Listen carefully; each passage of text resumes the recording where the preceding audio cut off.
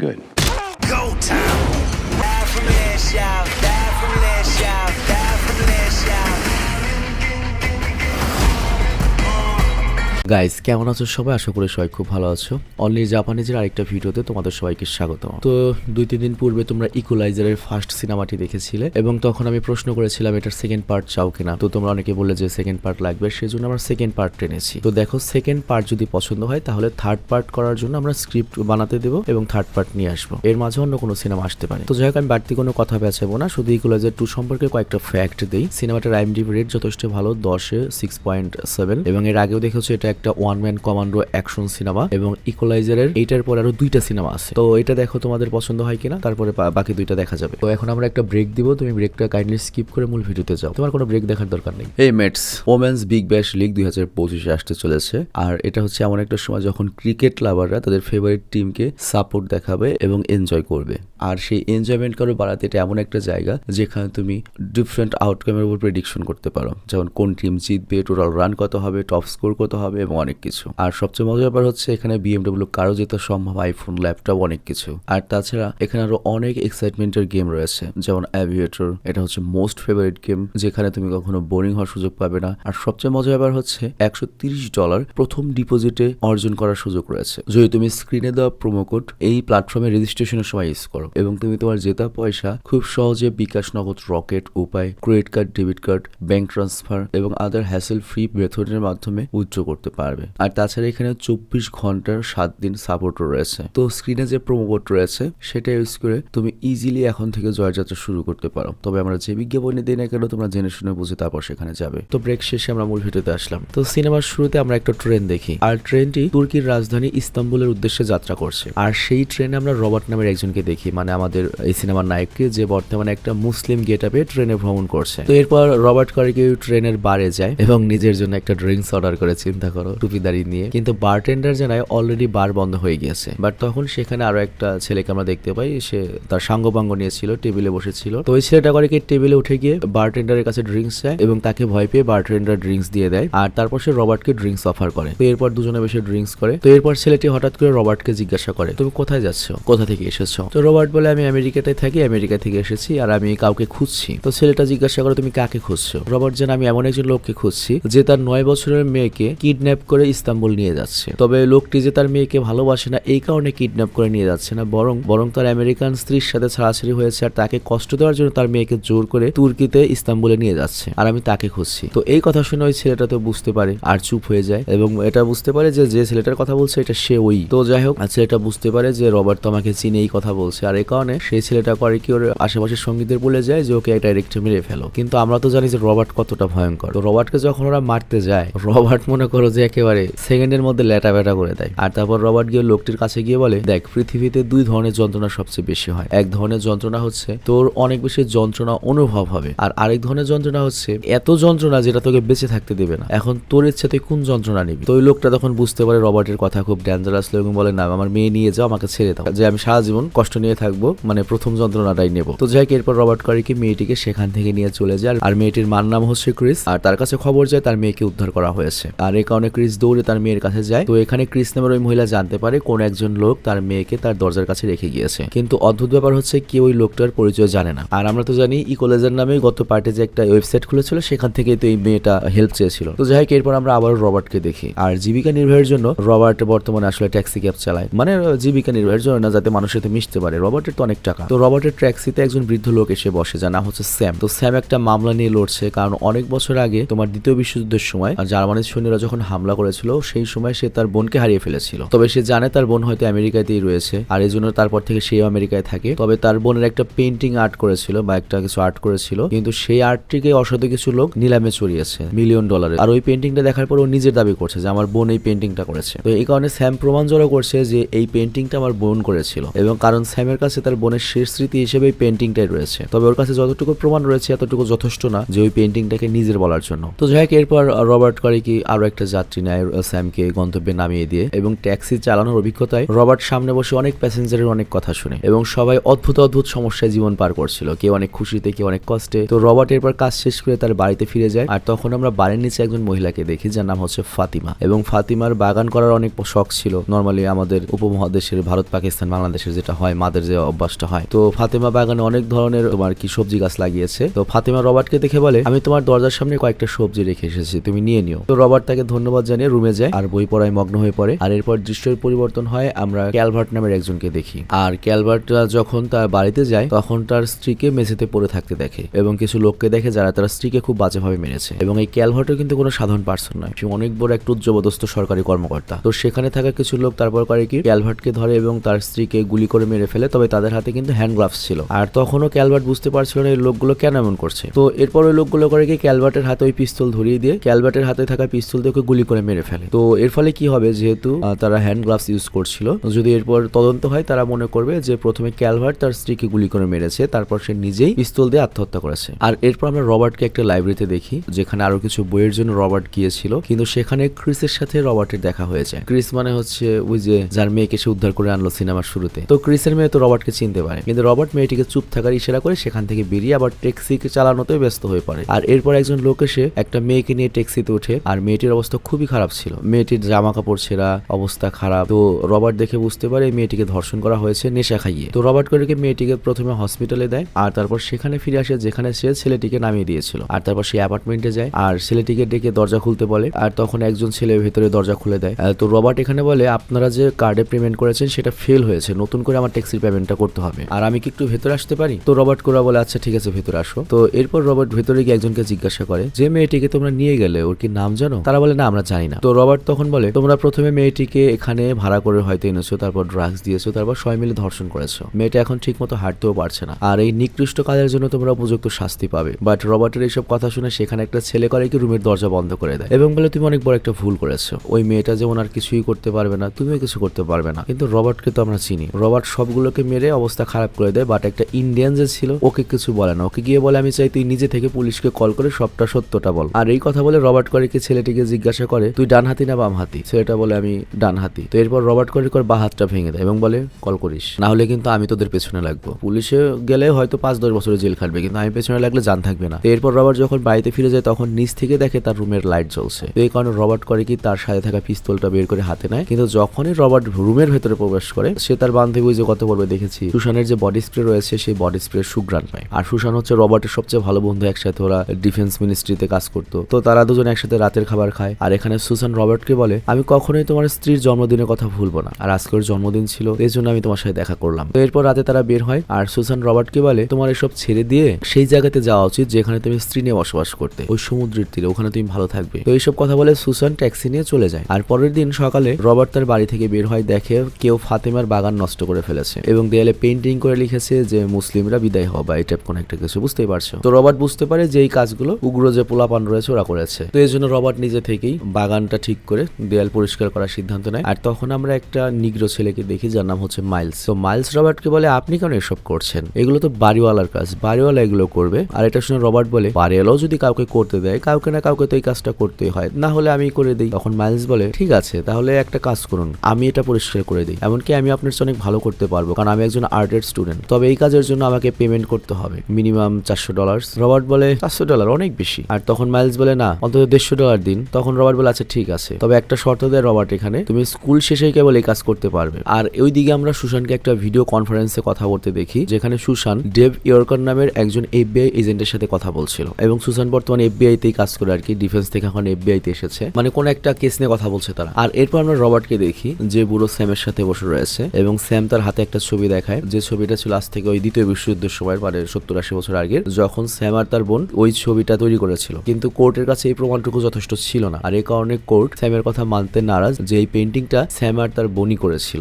আর এই জিনিসটাই স্যামকে অনেক পীড়া দিচ্ছে। মানে চিন্তা করো, তুমি একটা আর্ট করেছো 80 বছর পূর্বে, তুমি এখনো বেঁচে রয়েছে ধরো 100 বছর বয়স, সেই আর্টটা কেউ পেয়েছে, সেটা নিয়ে এখন $100 মিলিয়ন বিক্রি করবে, তাহলে তুমি কি বসে থাকবে? তো যাই হোক, তখনই সেখানে স্যামের নার্স আসে এবং স্যামকে নিয়ে সেখান থেকে চলে যায়। আর তারপর একজন লোক রবার্টকে জানায়, এই বুড়ো স্যামের শুধুমাত্র একটা ইচ্ছা, সে তার বোনের স্মৃতি এই পেন্টিংটা ফিরে পাবে, মানে এই পেন্টিংটা সে আর তার বোন করেছিল, বুঝতে পারছো। কিন্তু কোর্ট তো তার ইচ্ছার কথা কখনোই বুঝবে না। তো এই কথা বলে সেই লোকটা চলে চলে যায়, রবার্টও চলে যায়। কিন্তু একটা জিনিস দেখো, আমেরিকান এখন সিনেমাতে, আগে খালি আমেরিকান সিনেমাতে কি দেখতাম, খালি কৃষ্ণাঙ্গ আর হচ্ছে শ্বেতাঙ্গ। এখন চাইনিজ, ইন্ডিয়ান, পাকিস্তানি, বাংলাদেশি, আরব সব আছে, মানে আমেরিকান হিসেবে সব দেখানো এখন। তো যাই হোক, এরপর রবার্ট চলে যায় এবং সুশানের সঙ্গে দেখা করে এবং স্যামের বোনের পেইন্টিং সম্পর্কে সবকিছু জানায় এবং বলে আমি চাই তুমি FBI কে একটু বলো এই ব্যাপারটা হেল্প করার জন্য, যদি আন্ডারগ্রাউন্ডে করার জন্য বলে আর কি, টাকা পয়সা লাগলে দেবে। তো সুশান বলে আচ্ছা ঠিক আছে আমি এটা দেখবো। আর সে বলে ক্যালভার্ট নামের একজন সরকারি অফিসারের মৃত্যু হয়েছে, সেই কেসটা আমি ইনভেস্টিগেট করতে যাচ্ছি। তো এরপর সুশান যায় হচ্ছে ক্যালভার্টের যেখানে মৃত্যু হয়েছে সেখানে চেক করার জন্য এবং ওখানে দেখা পরে সুশান বুঝতে পারে এটা কোনো আত্মহত্যার কেস নয়, পুরোটাই প্ল্যান করে ক্যালভার্ট এবং তার স্ত্রীকে বিশেষ উদ্দেশ্যে খুন করা হয়েছে। আর তারপর সুশান ফিরে গিয়ে ওই ডেভের সঙ্গে কথা বলে, মানে ওই FBI এজেন্টকে বিস্তারিত বলে। আর কথা শেষে সুশান যখন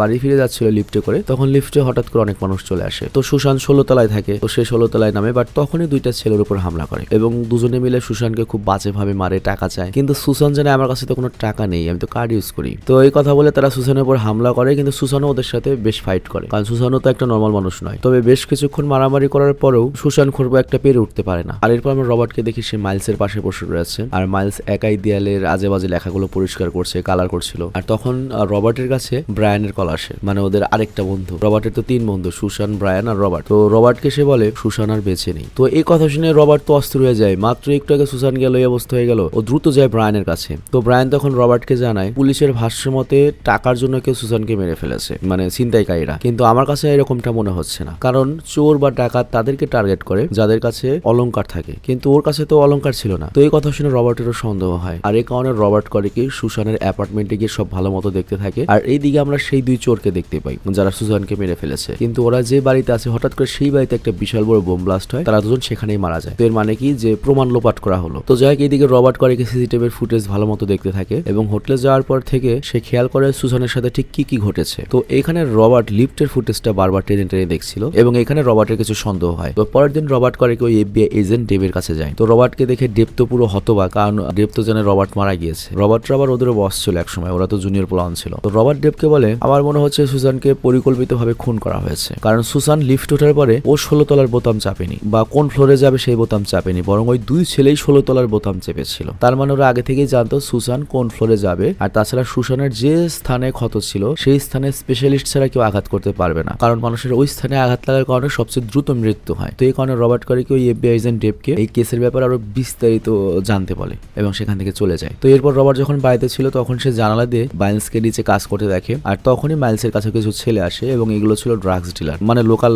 মাল ব্যবসায়ী। তো তারা মাইলসকে সেখান থেকে তুলে নিয়ে যায়, মানে ডেকে নিয়ে যায় টালা দিয়ে। তবে রবার্ট এসব দেখার পরে তার নিজের কাজে আবার নেমে পড়ে। তো রবার্ট এখানে যেটা নিয়ে তদন্ত করে সেটা হচ্ছে ক্যালভার্টের মার্ডারের বিষয়টি, মানে ওই যে স্বামী স্ত্রীকে মেরে ফেললো সেখানে। তো ও এখানে যেটা বের করে, যেহেতু ক্যালভার্টের মার্ডার তদন্ত করার জন্য সুশান গিয়েছিল, তার মানে ওই ক্যালভার্টের মার্ডারের সাথে যারা জড়িত তারাই সুশানকে মেরেছে। তো এরপর রবার্ট করে কি তার ইমাজিনেশন থেকে সবকিছু ভালো মতো বোঝার চেষ্টা করে যে ক্যালভার্টের বাড়িতে ওই দিন কি ঘটেছিল এবং সবকিছু অবজার্ভ করার পরে রবার্ট বুঝতে পারে যে এটা সুশানকে পরিকল্পিত মার্ডার করা হয়েছে এবং সেম খুনিরাই করেছে। তো এরপর সে FBI এজেন্ট ডেভকে কল করে এবং সে বলে ক্যালভার্ট তার স্ত্রীকে খুন করেনি, সে নিজেও আত্মহত্যা করেনি, তাদের দুজনকে খুন করা হয়েছে। আর এখানে উল্লেখ্য সুশান যে এই তথ্য ডেভকে বলেছিল, ডেভ কিন্তু এই তথ্য এখনো কাউকে বলেনি, তার আগেই সুশানের মৃত্যু হয়েছে। তো আমার নিজেরও ডেভের উপর সন্দেহ হচ্ছে, মানে ওই FBI এজেন্টের উপর। তো যাই হোক, ডেভ এটা শুনে রবার্টকে জিজ্ঞাসা করে তুমি কিভাবে এসব বলছো। রবার্ট বলে ক্যালভার্ট ডান হাতে ছিল কিন্তু তার স্ত্রীকে খুন করেছে যে সে বা হাতে ছিল। তো এটা পরিষ্কার যে ওদের দুজনকে অন্য কেউ খুন করেছে। তো এটা শুনে ডেভ রবার্টকে এই কেসের ব্যাপারে ওর ডিটেলস জানবে বলে কল কেটে দেয়। তো যাই হোক, এরপর রবার্ট করে কি বাড়ির কাছে যায়, সেখানে মাইলসকে না দেখে সে বুঝতে পারে মাইলস এখনো ফিরে আসেনি, ও হয়তো ড্রাগস নিয়ে পড়ে রয়েছে বা নেশাগ্রস্ত হয়ে যাবে। তো এই কারণে রবার্ট করে কি ওই আড্ডায় যায়, যে দেখে একটা গ্যাং পিস্তল মিস্তল বের করে, মানে যেই সামনে এসে তাদেরকেই কেলায় এবং ভেতরে গিয়ে সবার উপর পিস্তল তাক করে মাইলসকে ওর সাথে বের হতে বলে। তো এরপর রবার্ট মাইলসকে নিয়ে সেখান থেকে বের হয়ে আসে, কিন্তু মাইলস উল্টো রবার্টের সাথে রাগ দেখায় এবং বলে আমি আর্ট করি জীবনে কি করতে পারবো, আর আমার ভাই তো আর্টিস্ট ছিল, কিন্তু রাস্তায় ছিনতাইকারীরা তাকে গুলি করে শুধুমাত্র টাকার জন্য মেরে ফেলেছিল। তো এই কারণে আমি তার মতো ভোদাই হতে চাই না, আমি ভালো হতে চাই না, আমার কাছে পিস্তল থাকবে, আমি এগুলোই করবো। এই কথা শুনে রবার্ট করে কি মাইলসের হাতে পিস্তল ধরায় এবং বলে তুই গ্যাংস্টার হতে চাস না, তাহলে এক কাজ কর, আমার কপালে গুলি চালা। তবে মাইলস গুলি করতে পারে না। আর তখন রবার্ট বলে তুই জানিস মৃত্যু কি, তুই জানিস কষ্ট কি, তুই কি নিজের জীবন নষ্ট করতে চাস, তুই এখন আমার সাথে যাবি, তাহলে তোকে আমি মারবো ধরে। তো বাধ্য হয়ে মাইলস করে কি রবার্টের সাথে রওনা দেয়। তো এরপর মাইলস রবার্টের বাড়িতে যায় এবং রবার্টের রুমের ভেতরের ময়লা দেয়াল দেখে মাইলস বলে আমি এগুলো সুন্দর করে পেইন্ট করতে পারবো, শুধুমাত্র আমাকে $115 দেবে। তো রবার্ট এই কথা শুনে হাসে এবং রবার্ট মাইলসকে একটা বই দেয় এবং বলে তুমি এই বইটা পরে শেষ করো, তাহলে তুমি $115 বেশি পাবে। তো মাইলস ওই কথায় রাজি হয়ে যায়। আর তারপর রবার্ট আবার নিজের কাজ শুরু করে, কিন্তু যখন সে সে ট্যাক্সি চালাচ্ছিল তখন একটা যাত্রীর উপর তার সন্দেহ হয়, কারণ ওই লোকটি বারবার রাস্তা পরিবর্তন করতে বলছিল। অ্যাকচুয়ালি যাত্রী তাকে বলেছিল এয়ারপোর্টে নিয়ে যেতে, কিন্তু বারবার রাস্তা পরিবর্তন করছে। তখন রবার্ট বুঝে যায় যে গাড়ির পেছনে থাকা লোকটি তাকে মারতে এসেছে, আর তারপরে হঠাৎ করে লোকটি রবার্টের উপর হামলা করে। কিন্তু রবার্টও তো অনেক চালাক, সে গাড়ি ঘুরিয়ে পেঁচিয়ে জিগজ্যাগ করে নিজেকে সেভ করে এবং তারপর ওই লোকটিকে একেবারে ওই লোকের ছুরি দিয়েই ল্যাটাফ্যাটা করে দেয়। আর তারপর রবার্ট করে কি লোকটির লাশ নিয়ে নদীর ধারে যায়, আর লোকটির মোবাইল রেখে ওর ফিঙ্গারপ্রিন্ট দিয়ে মোবাইলটা ওপেন করে লাশটি নদীতে ফেলে দেয়। আর তারপর রবার্ট তার গাড়িতে আগুন জ্বালিয়ে দেয়, সেখান থেকে চলে যায়। আর এরপর আমরা এফবিআই এজেন্ট ডেভকে তার বাড়িতে দেখি, আর ডেভ তার বাচ্চাদের সাথে ছিল। আর তখন সেখানে রবার্ট চলে আসে এবং ডেভকে সব খুলে বলে যে একটা লোক তার উপর হামলা করেছিল গাড়িতে। আর তারপর রবার্ট করে কি লোকটির মোবাইল ডেভের কাছে দেয় এবং বলে লোকটির মোবাইলটা চেক করো, দেখো কোনো তথ্য পাও কিনা। তো ডেভ করে কি মোবাইলটা রেখে দেয়, আর তখনই রবার্ট করে কি ডেভের নাম্বার একটা কল করে এবং ডেভের মোবাইল বেঁচে ওঠে। আর তখন রবার্ট ডেভকে বলে তুমি কি জানো এই নাম্বার আমি কোথায় পেয়েছি? এই নাম্বারটা আমি আমাকে যে হত্যা করতে এসেছিল তার মোবাইলে পেয়েছি। তো আমাকে এখন তুমি কারণটা বলো, এখানে আসলে হচ্ছেটা কি? তো ডেভ তখন রেগে যায় এবং বলে এই প্রশ্ন করার অধিকার তো তোমার নেই, কারণ তো তুমি অনেক আগেই মারা গিয়েছো সরকারের কাছে, তোমার মৃত্যুর পরে সব বদলে গিয়েছে। আমাদের এজেন্সি ভুলে গিয়েছে আমরা এজেন্সির জন্য কি করেছিলাম, তারা ওই প্রোগ্রাম বন্ধ করে দিয়েছে। আর তারপর আমাদের যে সিনিয়ররা ছিল তারা আমাদের সাথে দুর্নীতি করার এই কারণে আমরা যেটা করতে বাধ্য হয়েছি, তাদের কথা মতো টাকার বিনিময়ে আমরা কন্ট্রাক্ট কিলিং শুরু করেছি, আর সেই হিসেবে ক্যালভার্টকে মারা হয়েছে। আর আমি জানতাম সুসান এই কেসটা সলভ করে ফেলবে, আর তাই আমি সুসানকেও মেরে ফেলতে বলেছিলাম। আর তবে লাস্ট মারাটা আমি সুসানকে নিজের হাতে মেরেছি, কারণ যে ছেলে দুটোকে আক্রমণ করেছিল তারা চলে যাওয়ার পরেও সুসান বেঁচে ছিল। আর এসব কথা বলতে বলতে ডেভ করে কি রবার্টকে বাইরে নিয়ে যায়, যেখানে রবার্টের সাথে ডেভের বাকি সঙ্গীদের পরিচয় করিয়ে দেয় যারা ক্যালভার্টকে মেরেছে। মানে বুঝতেই পারছো এরা সিআই এর করাপ্টেড পুলিশ অফিসার, যাদেরকে টাকা দিয়ে তুমি যে কাউকে মারতে পারবে। তো যাই হোক, তখন রবার্ট বলে আমি তোমাদের সবাইকে মেরে ফেলবো, কারণ তোমরা আমার সব থেকে কাছের বন্ধুকে মেরেছো। তো ডেভরা যখন মারবে তখনই ডেভের ফ্যামিলি বাইরে বেরিয়ে আসে, আর তখন রবার্ট করে কি ডেভের ছেলেকে কোলে নিয়ে ডেভের স্ত্রীর গাড়িতে করে সেখান থেকে চলে যায়। আর এরপর ডেভ সবাইকে বলে যে তাহলে কাজ করো, রবার্টের কাছের বন্ধু ব্রায়ানকে মেরে ফেলো, এবং ব্রায়ানকে মারতে তার বাড়িতে যায়। কিন্তু ব্রায়ানের বাড়িতে আগে থেকে রবার্ট পৌঁছে যায়, আর সে ব্রায়ানকে নিয়ে সেখান থেকে পালিয়ে আসে। আর বাড়িতে গিয়ে ডেভের লোকরা ব্রায়ানকে খুঁজে পায় না। আর এইদিকে আমরা রবার্টের বাড়িতে মাইলসকে দেখি। তো রবার্ট মাইলসকে কল করার তখন মাইলস বাড়ির বাইরে কুকুরের আওয়াজের শব্দ শুনতে পায়। তো রবার্ট তখন মাইলসকে বলে বাইরে ভালো করে দেখো। তো তখন মাইলস বলে বাড়ির বাইরে অনেকগুলো গাড়ি এসেছে, অনেক লোক এসেছে। তো রবার্ট তখন মাইলসকে বলে আমি তোমাকে যা করতে বলছি সেটা করো, তুমি আমার রুমে অনেকগুলো বই দেখতে পাবে এবং সেখানে কবি আলামিনের একটা বই রয়েছে, সেই বইটা তুমি বের করো। আর ওই বইয়ের পেছনে তুমি একটা বোতাম পাবে, সেই বোতামটা চাপার পরে একটা দরজা খুলে যাবে, তুমি সেই দরজার ভেতরে চলে যাও। তো সে সত্যি সত্যি তাই হয় এবং মাইলস ভেতরে লুকিয়ে পড়ে। কিন্তু রবার্ট মোবাইলে বাড়ির চারপাশে সবকিছু তো দেখতে পাচ্ছে, কারণ পুরো বাড়িতে ক্যামেরা লাগানো। কিন্তু ডেভ করে কি ঘুরতে ঘুরতে তার লোকজন নিয়ে সেখানেই চলে আসে যেখানে মাইলস লুকিয়ে রয়েছে। আর ওখানে একটা আয়না রয়েছে যার সামনে থেকে দেখা যায় না, পেছন থেকে দেখা যায়, আর পেছনে হচ্ছে মাইলস লুকিয়ে রয়েছে। তো ডেভ যখন প্রায় গুলি করতে যাবে ওই আয়না, তখনই রবার্ট করে কি ডেভকে কল দেয় এবং বলে তুমি আমাকে মারতে চাও, তুমি তো অবশ্যই জানো আমি কোথায় থাকতে পারি, তোমার জন্য আমি অমুক জায়গায় অপেক্ষা করবো। তো এটা বলেই সে কল কেটে দেয়। আর ডেভ বুঝতে পারে রবার্ট এখন কোথায় যেতে পারে এবং ডেভ তার লোক নিয়ে সেখান থেকে চলে যায়। আর তারপর মাইলস নিরাপদ হয়েছে মনে করে সে ওই জায়গা থেকে বের হয়, সেভাবে সবাই চলে গিয়েছে। কিন্তু যখনই রুম থেকে বের হয় তখনই ডেভ ওর দিকে পিস্তল তাক করে, মানে ধরা পড়ে গিয়েছে। আর এরপর আমরা রবার্টকে দেখি। তো রবার্ট এখন সেখানে যাচ্ছে যেখানে তার স্ত্রীকে সে নিয়ে বসবাস করতে আগে, বাট ওখানে যাওয়ার পরই ঘূর্ণিঝড় শুরু হয়। আর এই কারণে সেখান থেকে সব আগেই পালিয়ে গিয়েছে, মানে সমুদ্রের পাড়ের একটা জায়গা, বুঝতেই পারছো। তো রবার্ট তার বাড়ির কাছে পৌঁছার এদিকে ডেভ তার লোকজন নিয়ে সেখানে চলে আসে। তারা চারদিকে রবার্টকে খুঁজতে থাকে এবং আমরা দেখি ডেভ একটা টাওয়ারের উপরে উঠেছে একটা স্নাইপার হাতে নিয়ে, এবং সেখান থেকে ডেভ রবার্টকে নিশানা করতে রেডি করে যাতে একটা গুলিতে রবার্টকে মারতে পারে। আর বাকি সবাই রবার্টের বাড়ির দরজার কাছে যায়, কিন্তু যখনই একজন রবার্টের বাড়ির ভেতরে ঢুকে পড়ে তখন রবার্ট খুব বাজেভাবে তাকে শুট করে মেরে ফেলে। আর তখনই বাইরে থাকা সবাই জানতে পারে যে রবার্ট অলরেডি ওদের একজন লোককে মেরে ফেলেছে। তো এই কারণে সবাই রেগে গিয়ে আবার রবার্টকে মারতে খুঁজতে শুরু করে, কিন্তু রবার্ট এখানে খুব কৌশলগতভাবে একজন থেকে আরেকজনের উপর হামলা করতে থাকে। এবং আমরা রবার্টের কিন্তু আক্রমণের সিস্টেম জানি, সে সাধারণত সবাইকে কি করে তার পরিচিত জায়গায় নিয়ে আসে এবং ফাঁদ পেতে মনে করো মারতে শুরু করে। তো এইগুলো দেখে ডেভ বেশ ভয় পেয়ে যায়। আর তারপর রবার্ট যায় হচ্ছে তার স্ত্রীর বেকারিতে, যেখানে ময়দা ফেলে সে একটা ফ্যান ছেড়ে দেয়, তার উপর আবার বাতাস, তো সব কারণে ময়দা বাইরে বের হয়ে আসে। আর এটা দেখে ডেভের একজন লোক গ্রেনেড ছুড়ে মারে যাতে সে রবার্টকে মারতে পারে, কিন্তু রবার্ট তখন ওখানে ছিল না, উল্টো ওই গ্রেনেডের ব্লাস্টে ওই লোকটাই মারা যায়। তো এখানে ডেভের সাথে সকল লোককে রবার্ট মেরে ফেলেছে অলরেডি, মানে আমি অ্যাকশন দৃশ্যটা আর কতখানি কিভাবে বলবো, জাস্ট সংক্ষেপে বললাম। তো ডেভ শুধু একাই বেঁচে রয়েছে। আর তখন রবার্ট ডেভকে বলে এবার ডেভ তোমার পালা, তোমাকে মেরে ফেলবো। ডেভ বলে না আমার পালা নয়, সেই নিরীহ ছেলেটার পালা যাকে আমি তোমার গোপন রুম থেকে ধরে এনেছি, আর সে আমার গাড়ির বনেটে রয়েছে, আর তুমি যদি আমার সামনে না আসো তাহলে ওকে আমি মেরে ফেলবো। তো এই কথা বলে ডেভ করে কি তার গাড়িতে গুলি করতে থাকে, বনেট না কি বলো ওটাকে, টাঙ্কি। তবে তারপর রবার্ট বের হয় না। আর এরপর যখন ডেভ গুলি করে ডাইরেক্ট একবারে মনে করো যে ওই মাইলসকে মেরেই ফেলবে যে গাড়ির ভেতরে রয়েছে পেছনে, তখনই আমাদের রবার্ট করে কি ওই গাড়ির চাকায় গুলি করে, এর ফলে গাড়িটা নিচু হয়ে যায় এবং ওই গুলির নিশানা সরে যায়। কিন্তু ততক্ষণে মারাত্মক মারাত্মক ঝড় চলে আসে। আর এই কারণে ডেভ টাওয়ারের উপর থেকে আর নিশানা করতে পারে না, ইভেন সে মোটামুটি আহতই হয়, স্নাইপারও নিচে পড়ে যায়, মানে তার পাশেই থাকে স্নাইপারটা, কিন্তু হাত থেকে পড়ে যায়, মাথাও মোটামুটি আঘাত পেয়েছে ডেভ। তো বেশ কিছুক্ষণ টাইম যায়, আর এরপর যখন ডেভ স্নাইপার হাতে উঠে দাঁড়ায়, এই ঝড়ের মধ্যে হারামজাদা রবার্ট করেছে কি টাওয়ার উঠে গিয়েছে, ডেভের কাছে পৌঁছে গিয়েছে। তো রবার্ট এরপর ডেভকে ইচ্ছা মতো মারতে থাকে এবং এক পর্যায়ে রবার্ট ডেভের একটা চোখ উপড়ে ফেলে, আর তারপর ছুরি দিয়ে ডেভের শরীর ক্ষত বিক্ষত করে নিচে ফেলে দেয়। আর টাওয়ারের উপর থেকে নিচে পাথরের উপর পড়ে ডেভ একবারে খিসমে আব্দুল্লাহ সাফারি কিরকিরা ল্যাটা ভেটা হয়ে যায়। তো যাই হোক, এরপর আমরা দেখি রবার্ট মাইলসকে গাড়ি থেকে বের করে এবং ভেতরে নিয়ে যায়। তবে মাইলসের একটা পায়ে গুলি লেগেছে, তো এই কারণে রবার্ট মাইলসকে তার রুমে নিয়ে তার পায়ের অস্ত্রোপচার করে এবং বলে একসময় এই বাড়িতে আমি আর আমার স্ত্রী থাকতাম, এই বাড়িটা এখন আমি অনেক মিস করি। তো যাই হোক, এরপর রবার্ট অনেকগুলো টাকা দিয়ে মাইলসকে বাড়িতে পাঠিয়ে দেয়। আর সিনেমার শেষ দৃশ্যে আমরা দেখি মাইলস স্কুলে যাচ্ছে, মানে ভদ্র ছেলে হয়ে গিয়েছে, এখন পড়ালেখা করবে, বড় হবে। আর এরপর আমরা স্যামকে দেখি, স্যামের কাছে একজন ডিটেকটিভ আসে, মানে যেটা সুসান করে গিয়েছিল অবশ্যই, এবং বলে আপনার কাছে কিছু জিনিস রয়েছে এবং বলে আপনার জন্য কিছু উপহার রয়েছে। তো এই কথা বলে তারা স্যামের বোনকে নিয়ে আসে, মানে FBI ওর বোনকে খুঁজে বের করেছে বিভিন্ন ক্লুর মাধ্যমে। তো স্যামের বোন এখন বেঁচে রয়েছে, স্যাম অনেক খুশি এবং তারা দুই ভাই বোন মিলে এখন কোর্টে অবশ্যই ছবিটা পাবে। আর ওই ছবির বিনিময়ে হয়তো তাদের পুরো পরিবার, পুরো 14 গোষ্ঠী ধনী হয়ে যাবে। তার চেয়ে বড় কথা, সে শেষ বয়সে 80 বছর পরে তার বোনকে চোখের সামনে দেখেছে, দুজন জড়িয়ে ধরে কাঁদতে থাকে। আর অন্যদিকে রবার্টকে আমরা দেখতে পাই, সে ঠিক ওইখানেতে রয়েছে যেখানে সে তার স্ত্রীকে নিয়েছিল এবং সে সিদ্ধান্ত নিয়েছে অনেক হয়েছে মানুষের উপকার করা, হয়তো এখানেই তাকে থামতে হবে, বাকি জীবনটা সে তার এই স্ত্রীর বাড়িতে কাটিয়ে দিতে চায়। আর এখানে এই সিনেমাটি শেষ হয়। তো যাই হোক, এই সিনেমার পরবর্তী আরো 2টো পার্ট রয়েছে, তোমরা যদি চাও সেটা আনবো, না হলে আনবো না, কমেন্টের উপর নির্ভর করবে। আল্লাহ হাফেজ, বাই।